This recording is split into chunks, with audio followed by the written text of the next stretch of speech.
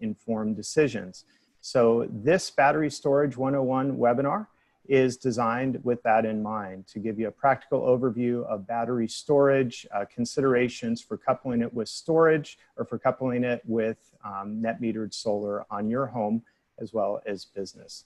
I'm going to turn it over to my colleague Jessica Hamilton, who will walk us through some basic housekeeping with Zoom. I'm sure we're pretty familiar with Zoom with COVID now, but here are a few additional considerations. Jessica? Thank you guys for joining today. Just a reminder, if you would like to ask questions during the presentation, we'll try to get to everybody's at the end of each section.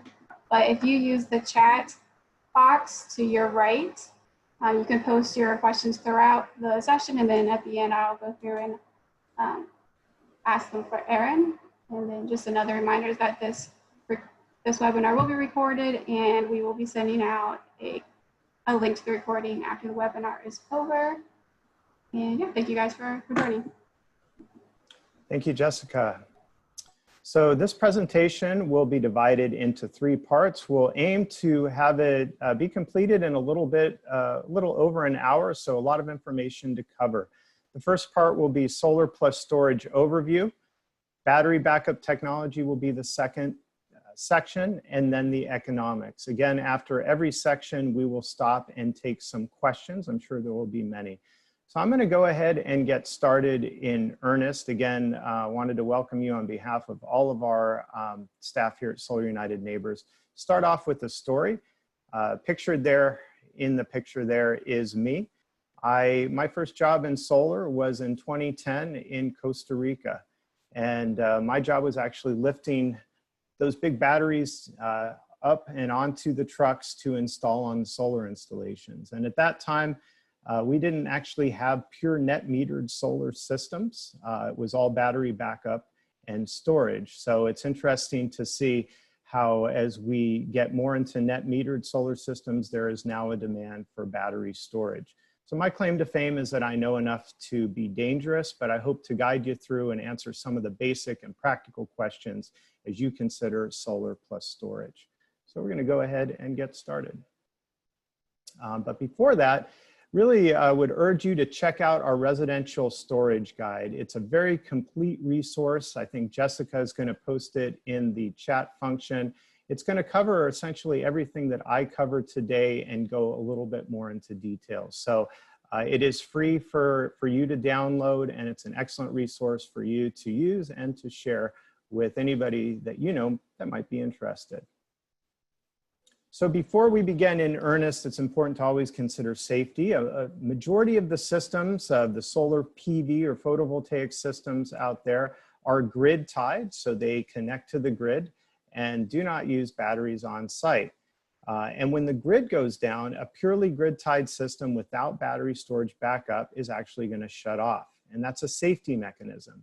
If you're backfeeding the grid and the utility has linemen out there working on it, that's going to be a safety issue. So if you want to have if you want to have reliable power in the case of an outage, you're going to need batteries. So batteries are similar to a generator. The difference is, of course, is that they're silent, no moving parts, but the value proposition, again, is very similar. It waits in backup.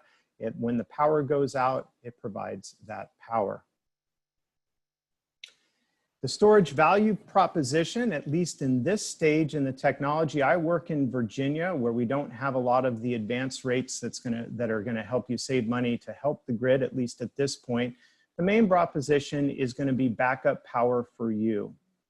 However, these advanced rates are coming soon.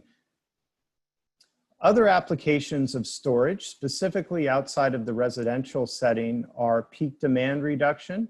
If you have a commercial property, you have what's called a demand charge that charges you a peak demand based on what the amount of total energy you're drawing from the grid. So battery storage can help reduce those peak demand charges for you, give you another value proposition. Now, here in Virginia where I work, we're starting to experiment or roll out with time of use or advanced rates. You could think of time of use as rates that vary according to the time of day. So electricity that is consumed during peak demand times when it's more expensive to generate and deliver is going to be more costly. So the value with battery storage is that you can charge when electricity is cheap or plentiful from solar and then discharge when it's more expensive. So this can give you another value proposition as those rates start to roll out. A fancy word for it is called energy arbitrage. So why should you be thinking about batteries? And there's a few considerations that you should be thinking of if you already might be thinking of them. First and foremost, if you have frequent utility outages, if you live in an area or a part of the distribution grid that has poor quality or a lot of utility outages, that's going to be a value proposition. You may also have critical energy needs. If you live in a rural community, a well pump for your water, medical or communication equipment, but stuff that you cannot live without. And from a larger perspective, battery storage coupled with on-site solar PV, time and time again is demonstrated to be the best way to keep the lights on during weather-related emergencies and disasters. We've seen that in Puerto Rico, in Florida, and in California with the wildfires. So that disaster preparedness as we see more intense storms from climate change and other threats to the reliability of the grid. You may also want batteries if you, where you live, have advanced utility rates. Like I mentioned, time of use or time varying rates. Chances are you may not have access to them, but a lot of utilities are starting to roll them out. So it might be something to consider in the future. Now, with all the benefits of battery storage, there are some disadvantages. With a storage system coupled to PV, it's going to be a higher cost because it's a more complex system. There's more components. Also, where solar panels and inverters are warranted up to 25 plus years, batteries are typically warranted for about 10 years at the most. So you're going to have some additional maintenance and some costs of replacement. So again, things to be thinking of as you start to consider batteries on your home or business. So to give you an overview of how solar plus storage works, it's really helpful to just get into the type of systems. So with a solar system, you typically have two classifications of system, an off-grid or sometimes called a remote system. And you could think of that as something that has no access to the utility grid. Think of a hunting cabin in areas where there is no access to the grid. In such a system, all of the energy is generated from the solar panels, stored in batteries, and then used to power critical loads or to use anything that consumes electricity. We're going to be speaking mostly of the other type of system, on-grid system. So these are often called hybrid or bimodal systems because they work in essentially two ways. During normal grid operations, you're doing net metering. Any excess, you're spinning your meter backwards. But when the grid goes out, what you have is your backup battery, which works as a generator. So the solar charges the batteries, and then the batteries sit topped off. And then when the grid goes out, you actually have the batteries kick in and automatically what's called islanding is the fancy word for it. You could think of if your house has battery storage as a little island of power in the midst of a grid outage. And during that time, you're going to be powering your critical loads. So this is a key concept that I'm going to discuss. You're typically not going to power your whole home's energy usage or your loads with battery storage. We're just not at that point right now in the technology and the price points. What you will be powering are your critical home loads. So a load is anything that consumes electricity. Think of anything that plugs into the wall.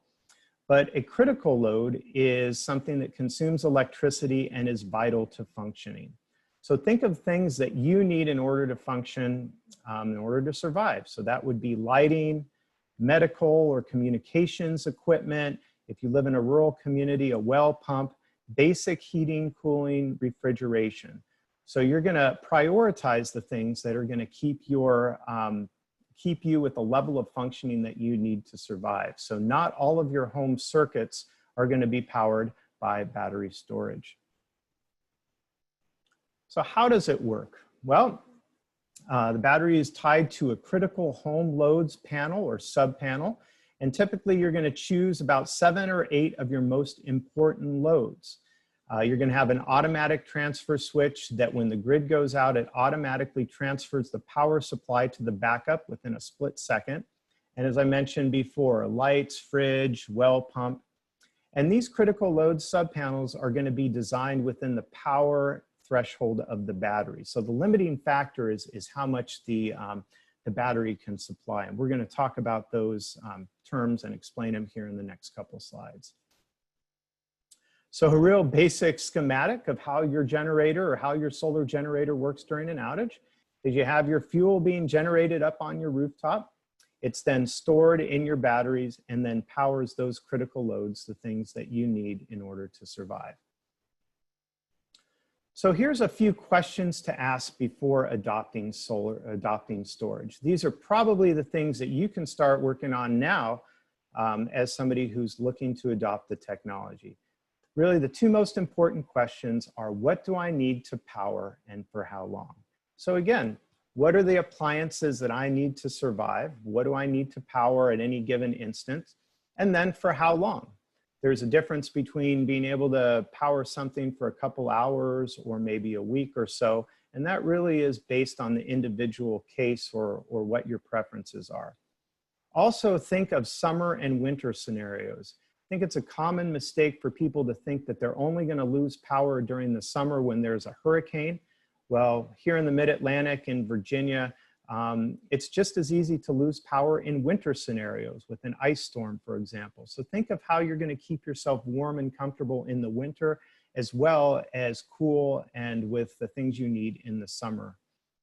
As I mentioned before, are advanced rates available? So chances are your utility might not have them at this given instant, but maybe in the future they're looking at rolling those out. So that could be another value proposition for battery storage.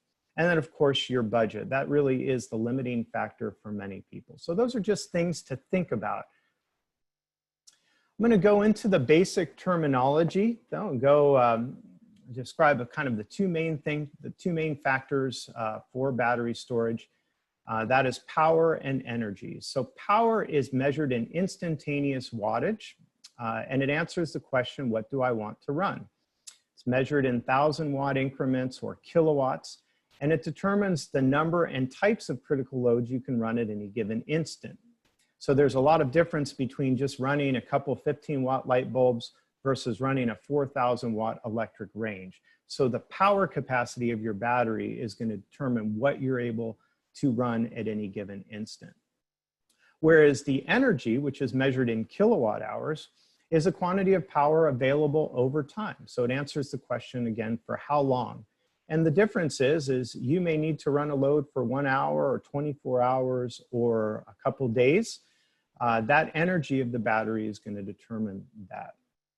So to simplify it a little bit, if you want to use a water analogy, which I find to be pretty helpful, think of the energy if you were to have your battery be a big barrel of storage. Energy in kilowatt hours is the size of your barrel, right? The larger the barrel or the more kilowatt hours is, the longer you can run something. Whereas power or wattage is the energy or what's capable of being delivered to your appliances at any given time. So something's powerful can deliver, almost like the analogy of a fire hose relative to other things. And to put that again in an example, is a central HVAC system or central heat uses a lot of power. It's a very thirsty load. It gulps power, whereas things like electronics, like your cell phone, sips power, not very power hungry. And again, what you decide to power at any given instant is going to determine your design specifications and the cost of your system.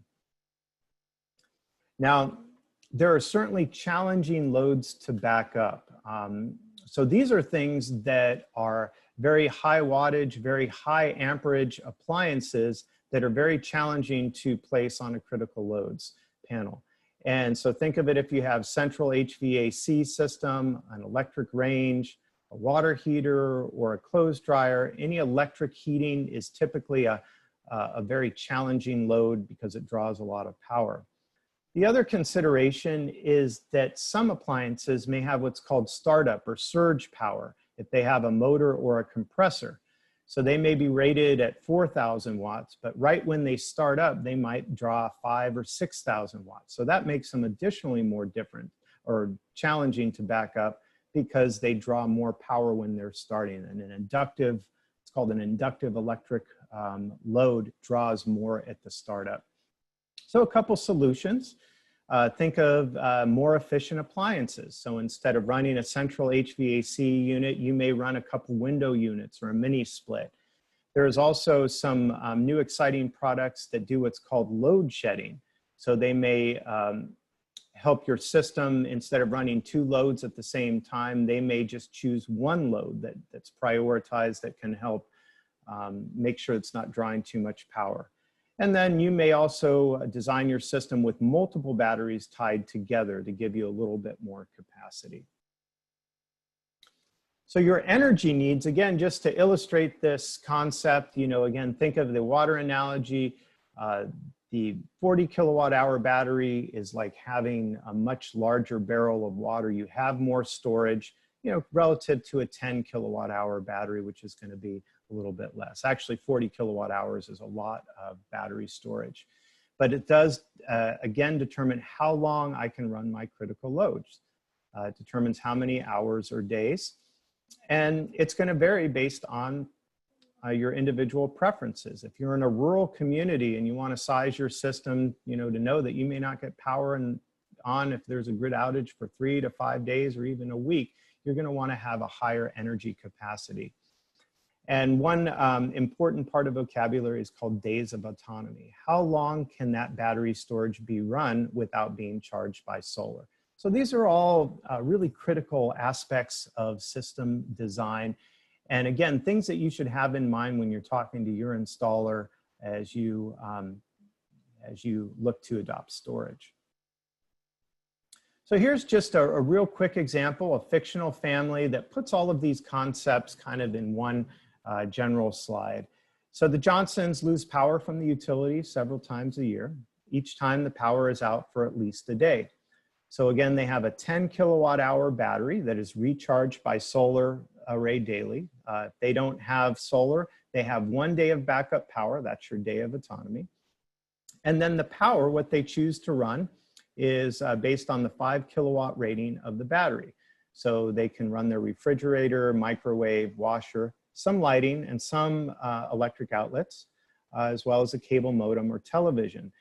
They may choose to use a window AC unit or mini split. Those are much more efficient and draw less power than a central HVAC system.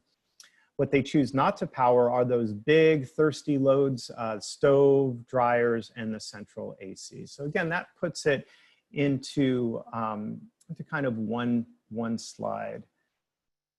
So I'm sure there's some questions. I'm going to pause right now and see if there are any questions regarding the overview before we get into battery technology integration, which I'm going to talk about the specifics of batteries and coupling them to your solar system. Jessica, are there any questions?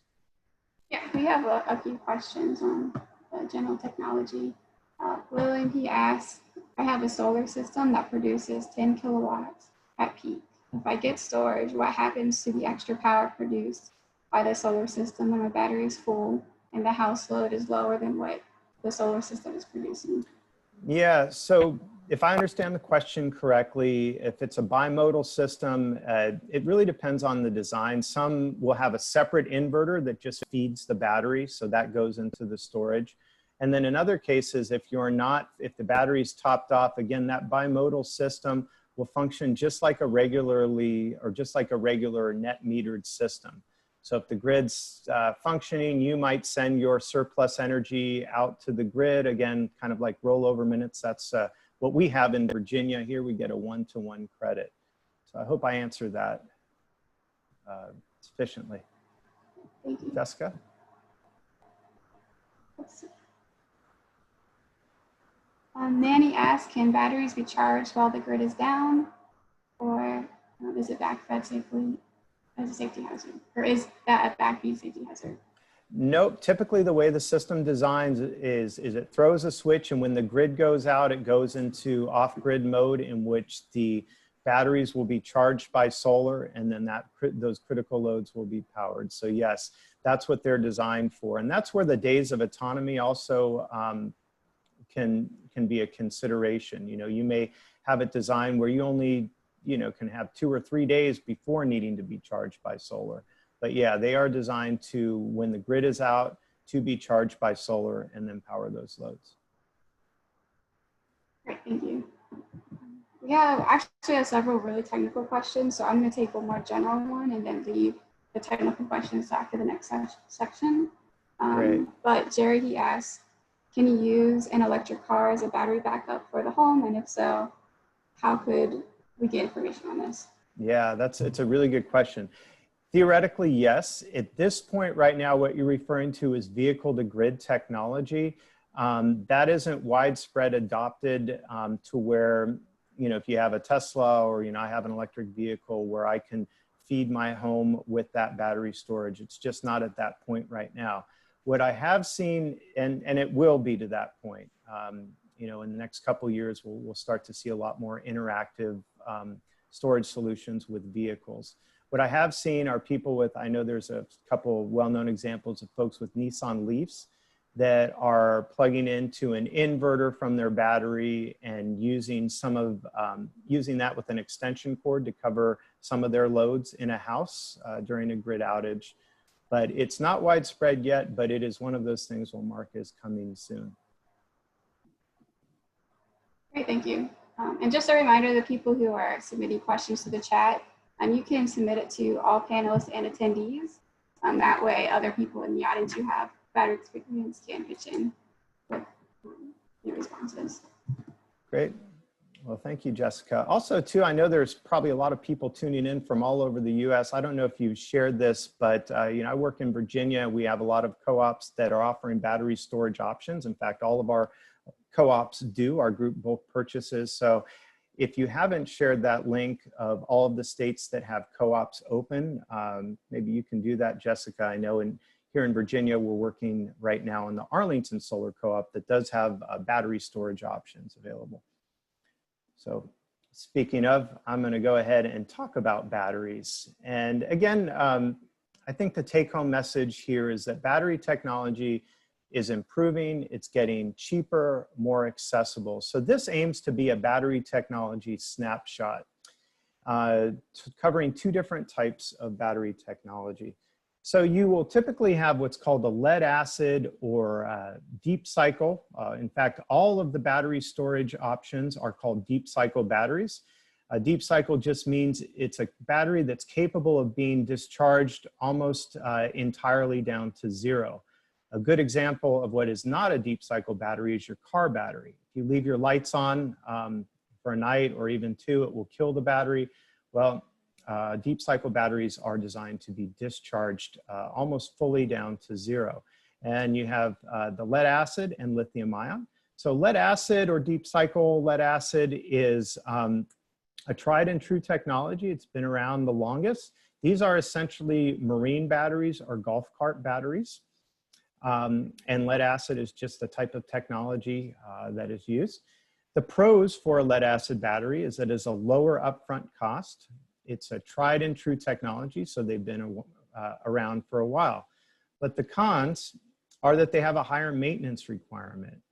So they also may have slower energy discharge, not as much power, and have a high space requirement. So their energy density isn't as much. It's going to take more of those batteries to produce the energy or the power that you need. They also have a shorter lifespan. So whereas the lithium ion are warranted for 10 years typically, a lead acid battery is about 2 to 5 years with a usable lifespan of approximately 7 years based on how you use it. There is also less usable energy per cycle. So lead acid battery doesn't like to be discharged more than 50%. So you're not capable of discharging it down to 0 without potentially damaging the life of the battery. I will also add from my personal experience, they are very heavy. Again, as that first first picture that my job was lifting those lead acid batteries up there to job sites. They are quite heavy, and the type of maintenance requirements for the old ones do require you to change out electrolytes. Now, in contrast, we have lithium ion, and again, lithium ion can be a lot of different sub-technologies, but that's the general classification. What you have is a higher energy density, so it's a smaller area that can produce more energy. You have lower lifetime costs, a longer lifespan. So whereas the lead acids were warranted up to 5 years, the lithium ion are warranted about 10 years. As I mentioned before, smaller space requirement with more usable energy per cycle. So compared to the lead acid batteries that like to be discharged about 50% maximum, some of the lithium ions you can discharge down to 10% or below. Now the cons are higher upfront cost. They're a little bit newer to market. So again, this is a snapshot meant to give you a general view of the two different most common types of technology. There are also other types of battery technology. There is saltwater, flow batteries, but the most commonly used ones right now are the lead acid and the lithium ion. So getting into operations and maintenance. So you're going to need some space to store the batteries. So lead acids are typically small shoebox-sized batteries that can be wired together in a group. They could sit on a rack, which is what's pictured there, or can sit directly on a floor. They require more space. And some of the older technologies, especially the ones that aren't sealed, require venting because they can off-gas hydrogen, so something to consider there. Whereas the lithium ion tend to be a little bit smaller. They're single, larger box. They can be wall mounted or floor mounted. Floor mounted, one of the differences between the Tesla Powerwall 1 and Powerwall 2 is that the Powerwall 2 can be mounted not just on the wall, but it's also flat to be mounted on the wall. But they can also be wired together, like you see two batteries pictured there on the right-hand side. Now, additional considerations for batteries is that they are temperamental. Batteries function best in controlled environments. So think if you feel comfortable without wearing a sweater, your battery is probably going to be comfortable because they don't like extreme temperatures, they don't like extreme cold or extreme heat.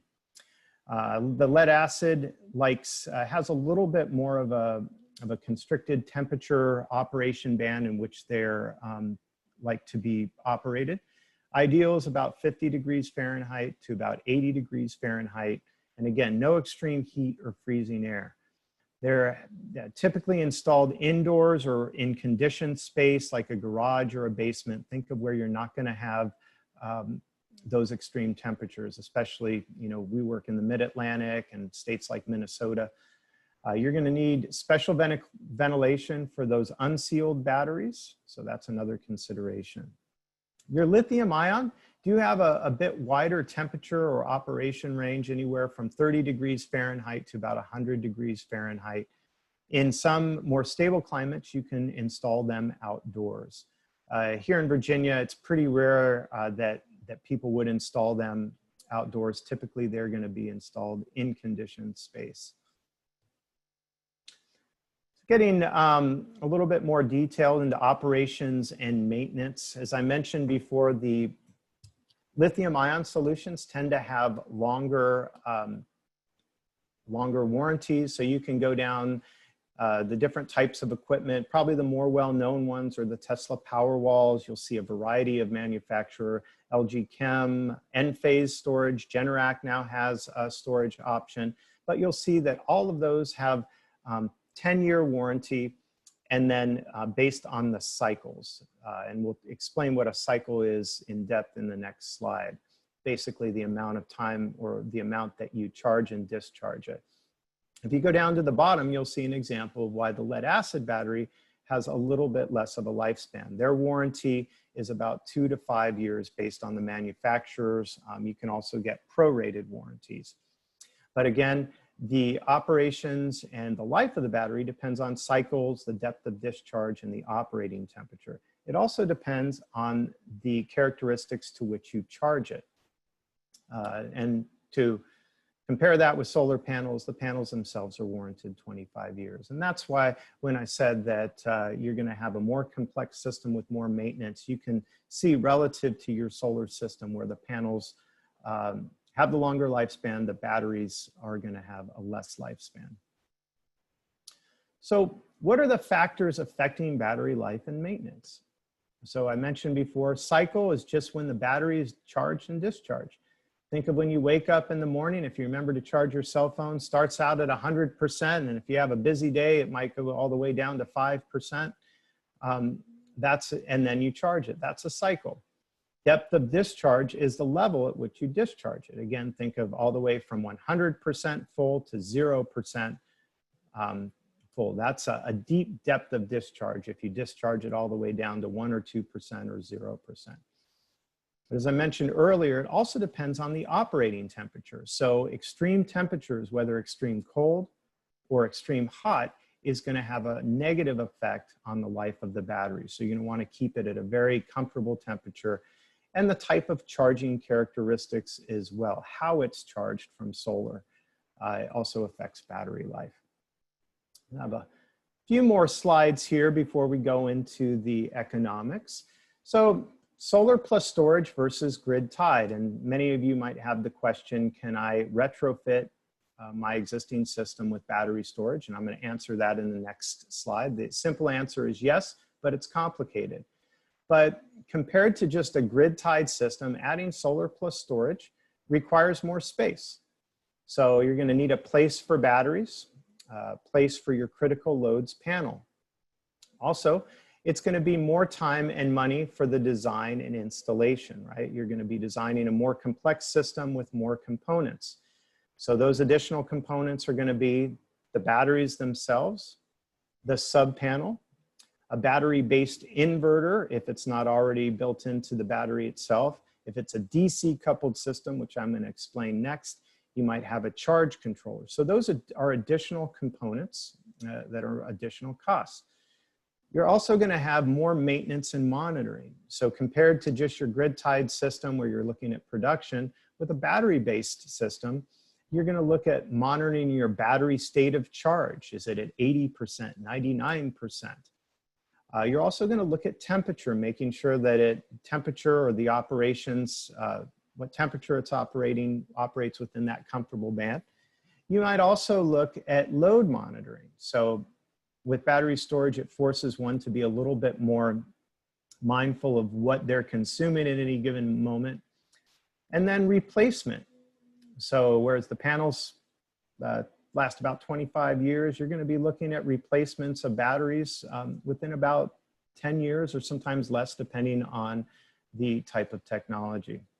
Also, if you're designing a system for resiliency and for battery backup, it may affect how you size your PV system. Battery has a round trip efficiency from the time that you put the energy in from 80 to 95%. And that's simply just the second law of thermodynamics. So when you're converting one type of energy to another, you're going to have conversion losses. So if you're sizing your PV system to produce a certain amount of energy to power your critical loads, you might have to oversize your system to account for some of those efficiency losses. And the efficiency really depends on the type of batteries. There's actually some of the new batteries are relatively efficient, all the way up to 95%. So just something to be thinking of. So when you're speaking to your installer, you might hear some terminology, a DC versus an AC coupled system design. And this simply relates to the path the energy takes after being produced by your solar panels. Your solar panels produce direct current or DC electricity. In a DC coupled system, your solar goes directly DC to the battery. Your batteries also function on DC. Some of the advantages is it's slightly more efficient. You don't have to work with the second law of thermodynamics in converting one type of energy to another. The charging characteristics, depending on the design, if they're charging from DC, can be more ideal for batteries. So it could make it a little bit, extend the life if the charging characteristics are ideal.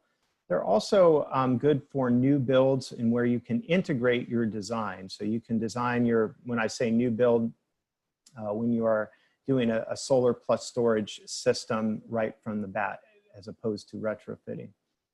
Now, an AC coupled system, the solar goes alternating current to DC. So it goes from your inverter, whether it's a micro inverter or a string inverter, and then it has to be what's called rectified, turned back into DC to the battery. So again, you have some efficiency losses there. The AC coupled systems tend to be better for retrofits. And if you have micro inverters, you're going to have to look at an AC coupled system. Speaking to some installers, depending on the type, it can be an easier installation. And you can also charge from the grid and solar. So really talk to your installer about that. They're going to be happy to talk you through the advantages and disadvantages of a DC or an AC coupled system.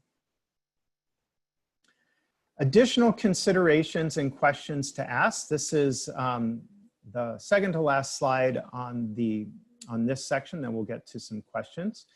Administrative, so just things to think about that might be extra considerations as you look to adopt storage.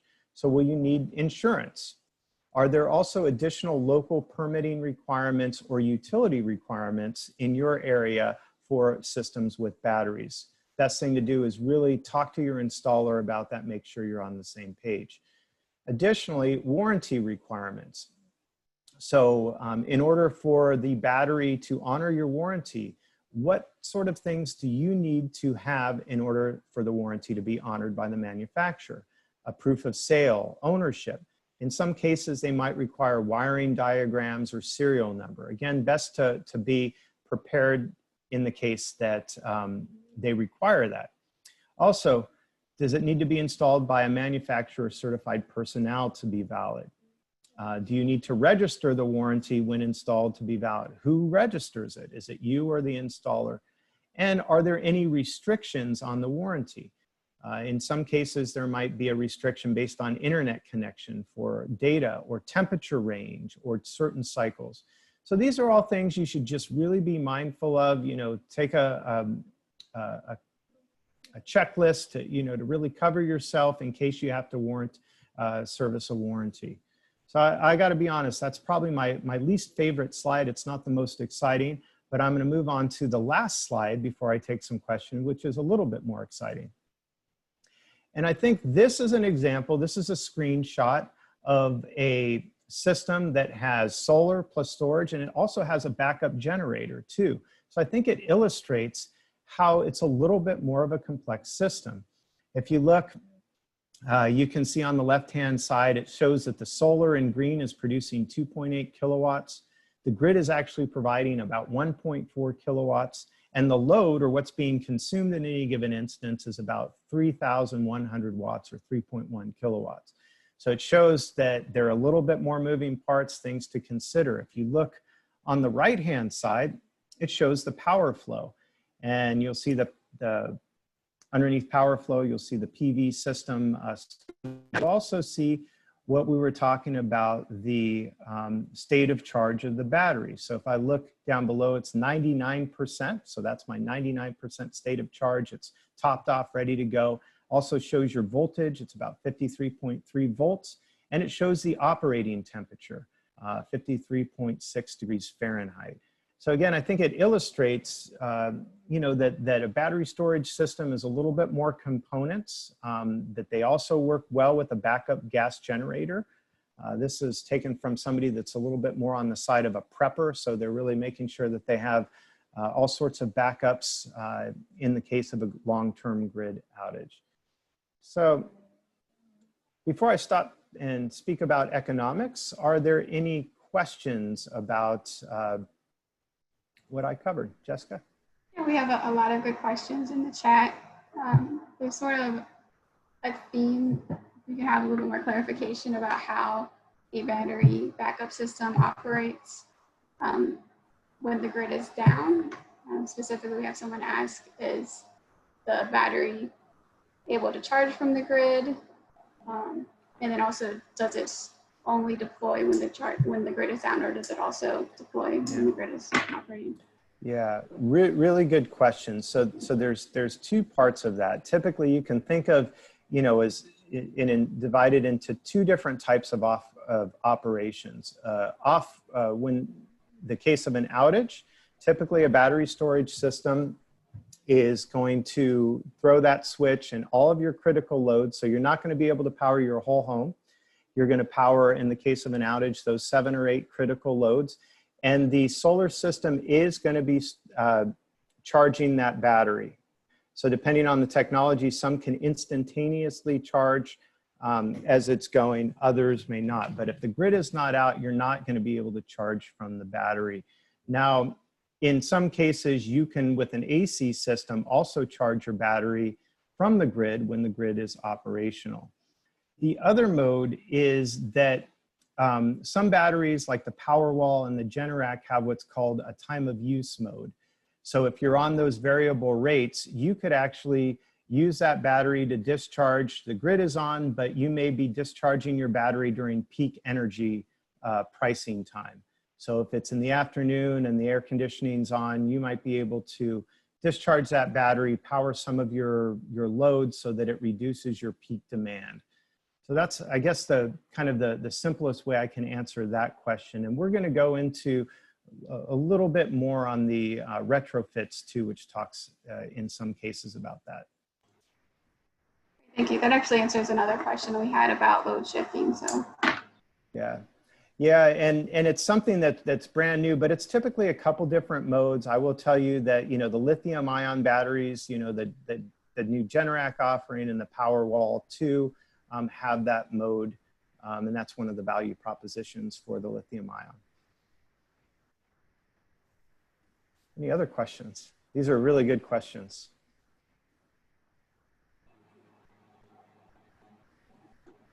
Anything else, Jessica? Yes.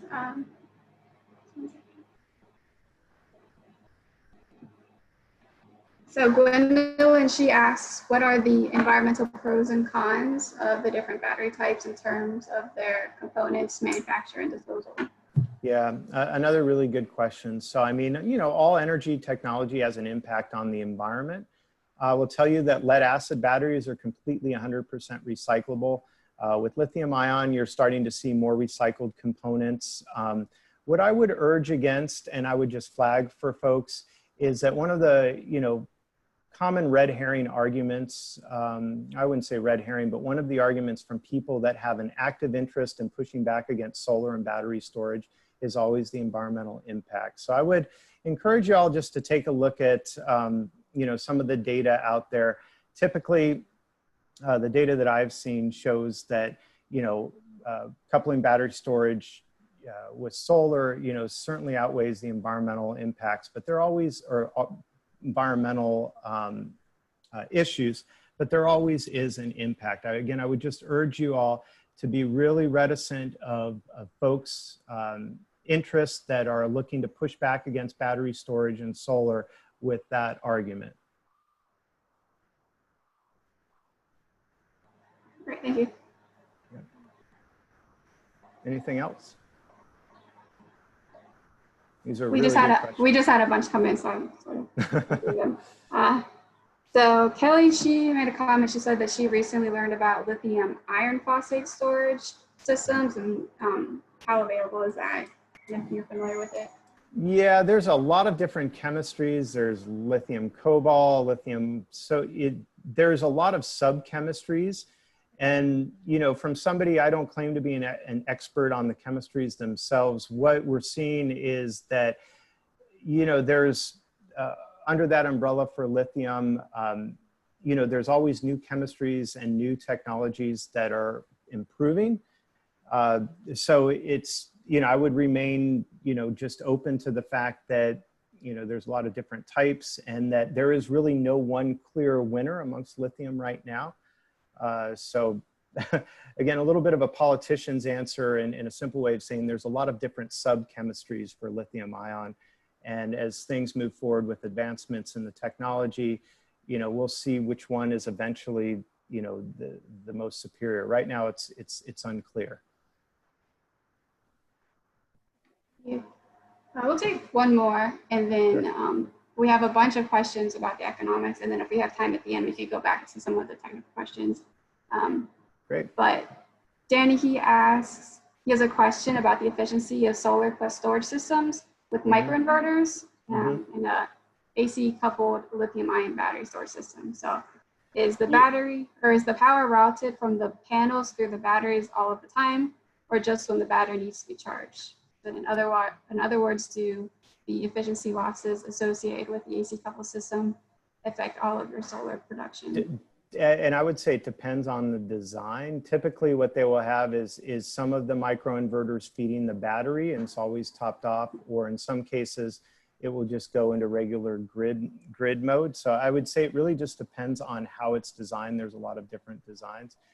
From a total efficiency perspective, and that was where we got to the slide about round trip efficiency, what we see from, from the energy input from solar to what is out, you see a round trip efficiency depending on the storage and the technology from about 80% to 95%. So it really just depends on the way the system is designed, what type of battery you have for that efficiency. I know that, like Generac, I think claims about a 95% efficiency, which is really pretty good. But some of the lead acid batteries, especially the older technologies, might be a little less efficient. Thank you. Great. All right, well, let's go ahead and talk about economics. So how is storage priced? And this aims to be a pretty just basic primer on how the different storage components are priced. So you will have on the left-hand side your hardware, and that would be the battery itself or your battery-based inverter, or if it's a DC coupled system, what's called a charge controller for your DC power in. And you will typically see a price per kilowatt or unit of power and energy. So the more powerful your battery is, there's probably a cost difference between a 2 kilowatt battery and a 7 kilowatt battery. Same thing between kilowatt hours. So the more powerful and the more energy it holds, typically it's going to be a little bit more expensive. So that's your hardware cost. Then you have your installation. So it's the cost of design, installation, and permitting.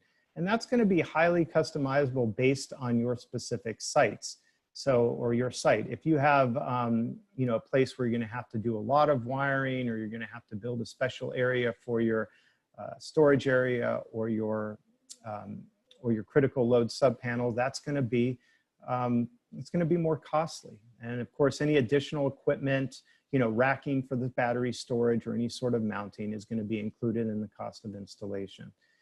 Then you have your lifetime maintenance. So your battery replacement and associated cost of replacing that battery. So depending on the life of your system, you're going to have, want to factor in the replacement. So to give you an example, the lead acid batteries are a little bit cheaper up front, but have a higher associated lifetime cost because they have less of a lifespan. So again, really simple. You're going to look at your costs in terms of hardware, the components, the installation that is based on what type of design, what your house is capable of accommodating, and then your lifetime maintenance. So here's a few real basic cost estimates, and I would just urge you to not so much look at the numbers, but kind of get a better or a general sense of how things are cost. And it's going to vary, based again on your site considerations. So we have some real common battery storage offerings. The Powerwall 2 might be a $7,600 cost to the installer to acquire that, or to you. And then your installation costs for installing the system might be anywhere between $2,000 to $5,000, depending on the type of job and the site, what's required there. And then I mentioned the maintenance or lifetime replacement cost is going to vary between the battery chemistry. So using the example from before, you have a $6,000 battery down below, plus a $4,000 installation, or about $1,000, and then $1,000 lifetime estimated cost, roughly about $11,000. Speaking to installers, I think anywhere between $11,000 to $15,000 at this point is a good kind of baseline to look at what you would do for adding storage to your system. So a very common question is, I have a solar system on my roof right now. Can I retrofit with batteries? The simple answer is yes, but it's complicated. So we'll go through the advantages of doing battery storage with solar at once, and then later with a retrofit. So when you do a solar, obviously you design your system, you have immediate backup power benefits. Many instances, people are doing a net metered system, but keeping it battery ready for existing retrofits. But when you do your system design from the beginning, you have those immediate power benefits, but also you're reducing labor and administrative costs by paying a contractor to do a job once instead of having to have somebody roll a truck again and retrofit a system. The other advantage is that you're going to have a full system design from the beginning, right? So you're designing it with battery storage in mind, so that has some efficiencies in the type of design. You're not going to have limitations in trying to redesign a system that really wasn't designed for storage at the time. It is eligible for the 26% federal tax credit, so that is correct. And also, if you retrofit a system, it is also eligible for the federal tax credit. So what might be some advantages of retrofitting later? You could wait for battery prices to fall or further technology improvements. You know, that's one of the take-home messages, is that we're seeing pretty drastic improvements in battery storage and pricing and accessibility. Now, it's hard to forecast exactly what the game-changing technology is going to be, but it's following a trajectory of becoming a little bit cheaper, more user-friendly, and the technology is becoming more robust. But the challenge of retrofitting is, this is where it's complicated, is does your existing inverter or design have the compatibility for battery storage? So some inverters may not work with storage. You may need to replace your existing inverter. I believe the Tesla Powerwall 2 has a maximum input of, I believe it's 7,600 watts. So if you have a 10 kilowatt or 10,000 watt inverter, it may not be able to be coupled with that. So you're going to have to look at your design. Also, it could be that you installed it with an installer that's no longer operating.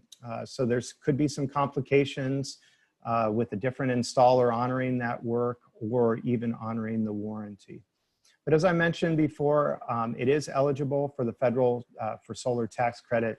So again, the take-home message is, yes, you can retrofit with batteries, but really be mindful that there could be some things that are complicated with your existing system design and that may increase your cost.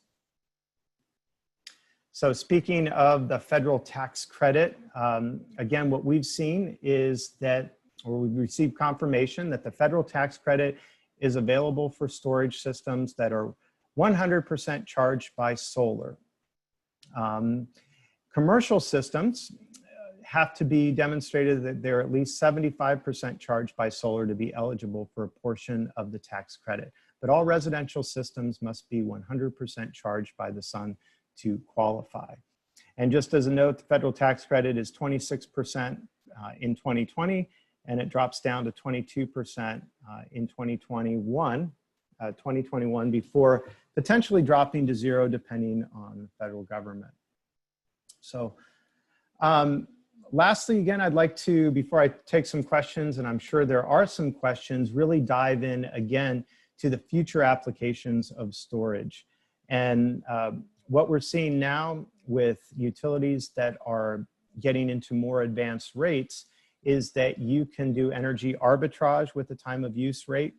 And this just simply demonstrates that during cheaper times, you may charge from your batteries, and then during those expensive times in yellow, where the energy is the most expensive, you can supply your loads with your battery.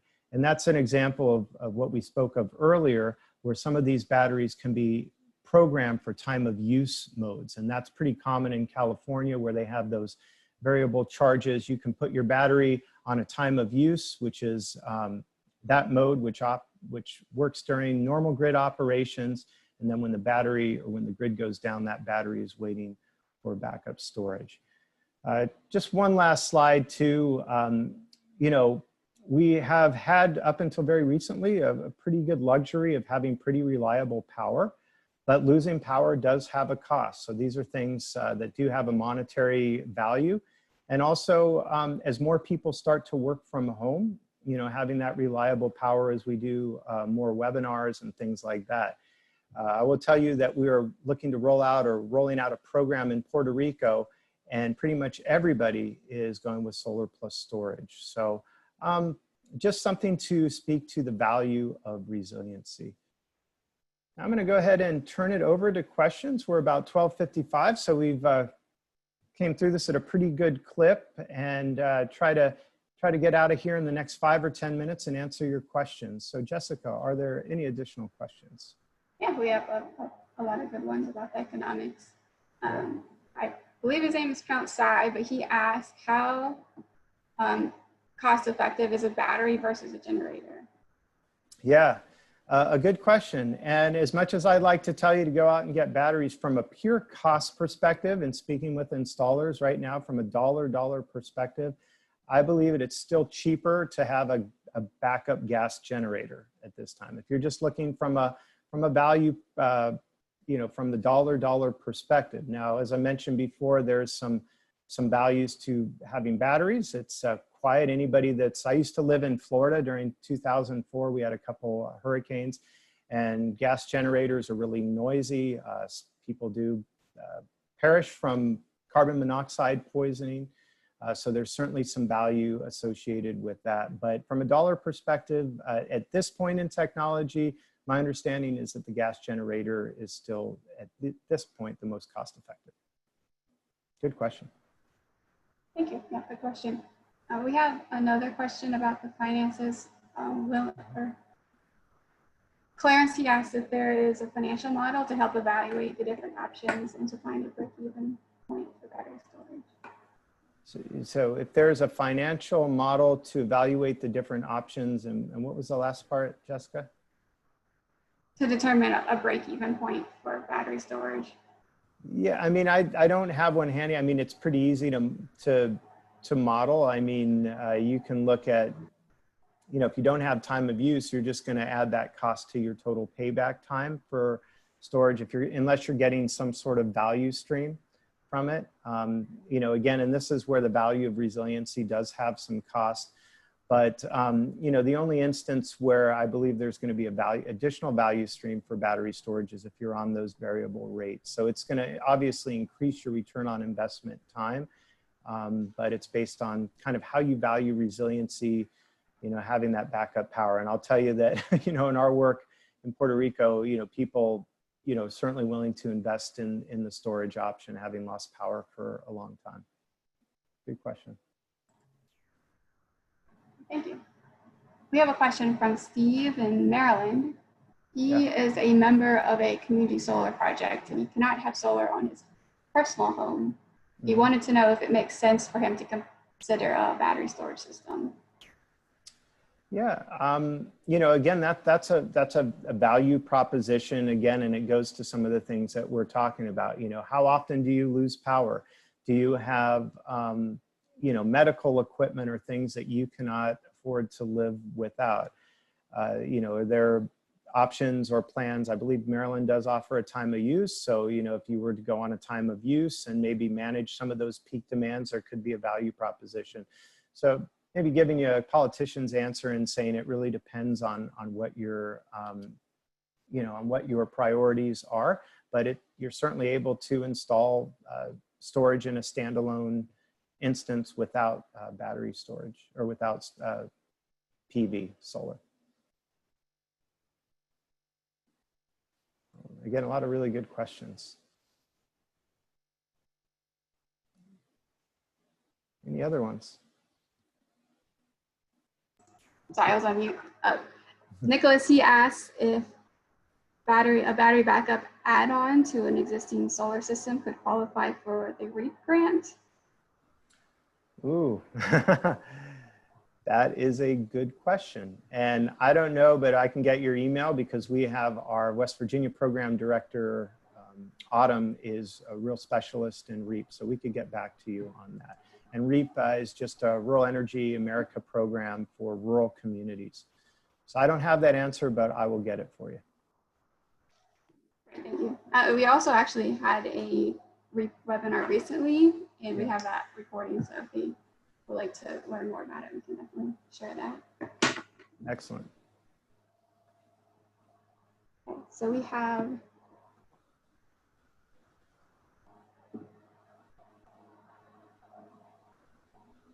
a question from Emma. She asks, do you have to have a separate panel for the battery system, or can you use an existing panel and design a system to power just a subset of a few circuits?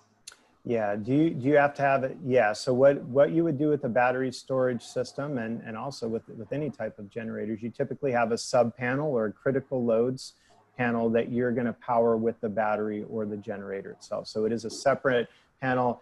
In many instances with the battery, you're not going to power all of your home's electric appliances, so you're going to use that sub panel or your critical loads panel in order to power them. So yeah, you are going to have a separate sub panel. Great, thank you.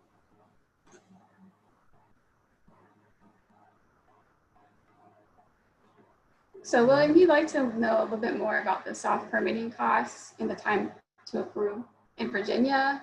Does any jurisdiction have a good handle on the issue of permitting for battery storage?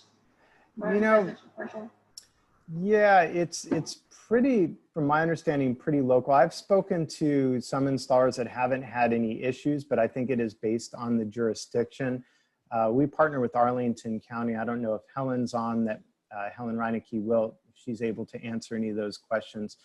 But, you know, in Virginia, the work that we've done, probably installed maybe a couple dozen battery storage systems. I haven't had any acute cases of onerous permitting, at least that was shared to me from the installer, but that again would vary on a case-to-case basis. I don't know if Helen has anything to add. She's usually the expert on those types of questions.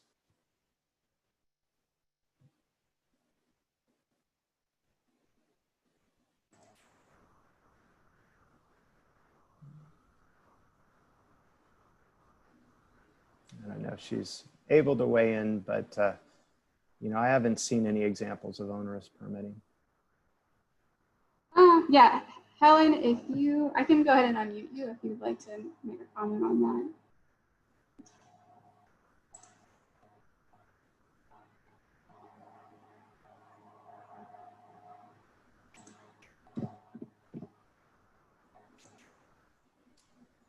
All right. Hi, can you guys hear me? Yes. Yeah, I haven't heard of any issues with permitting related to battery storage. But it's something I could look into. I don't think we have enough of the systems in the county to have caused much of a problem, but we do have some. So it's something I can look into, but I'm not aware of any problems that people have had with battery storage. I think it's just another electrical permit and could be associated. If you do it at the same time with the solar, I think it could be part of one permit. That's it. Great. That's super helpful. Thank you, Helen. Great. Any other? We actually have many, many questions. I don't think we can get through all of them, but I'll take a couple more. And then if there's anything that we don't answer, you can always email us. If you're outside of the state of Virginia, you can email info@solarunitedneighbors.org. And then if you are in Virginia, you can email VA team at solarunitedneighbors.org. Yeah, great. Happy to answer more questions. This is a great topic. So yeah, I'm sure there's probably a lot more questions than we can answer. I would also urge taking a look at the battery storage guide as well. There's a lot of in-depth information in there as well. Go ahead though, Jessica, a few more.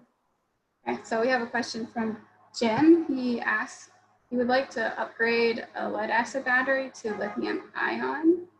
So he wants to know, how do you match a new lithium battery to their existing inverter? Yeah, good question. So chances are you're probably going to need, you know, I would assume if it's a lead acid, it's a DC coupled system. At the very least, you'll probably need a new charge controller. Or, you know, based on your existing inverter, you might even go with an AC coupled system. So, I mean, that's something that your installer would be able to walk you through just based on what you know, your existing system does require. And, you know, that's an example of where that retrofit is just going to be highly customizable based on how your existing system is designed. That's a great question. Yeah, very good question. Larry asks, in Puerto Rico, for example, with the cost of fuel over an extended period of time, make a solar battery system more cost effective. And I'm assuming he's speaking about generators. Mm-hmm. So what was the question with the cost of fuel in Puerto Rico? Right, so with the cost of fuel over an extended period of time, make a solar battery system more cost effective than a generator. It could if it's really expensive, you know, think in areas that, you know, like Puerto Rico or areas where gas is more expensive, it's certainly going to have a value proposition. What I would also say is that, you know, speaking to people that are really involved in disaster preparedness, gasoline is also an interruptible fuel source. So I lived in West Palm Beach, Florida in 2004, and we lost power for 12 days. And a lot of the gas stations were unable to pump gas because their pumps are electric. So that's the other advantage of having solar plus storage is, you know, you might have a cloudy day, but you are not going to have a fuel source that's interruptible. And that's another reason why the US military is a big proponent of solar plus storage, is it's an uninterruptible fuel source. I also think, you know, in areas where it's more expensive, you will see some, you know, an additional value proposition depending upon how much that generator is run. So another really good question, you know, in thinking in those terms. All right, thank you. Anything else? We'll take one more. So Barry asks, what equipment is needed to island the house when using battery power? What equipment is needed to island?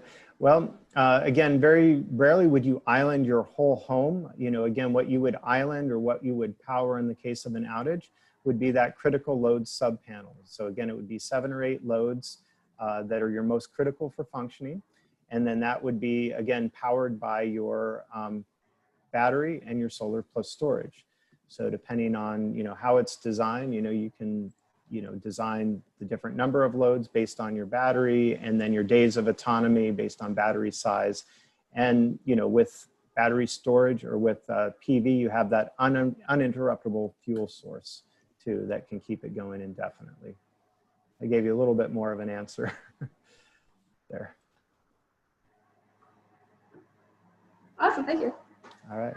Well, it sounds like that's the last question. On behalf of all of our team at Solar United Neighbors, I'd like to thank you all for attending, taking some time out on your lunch break. Thank you, Jessica. I would urge you to contact us. Hopefully you have some tools to start thinking about what you're going to need for battery storage.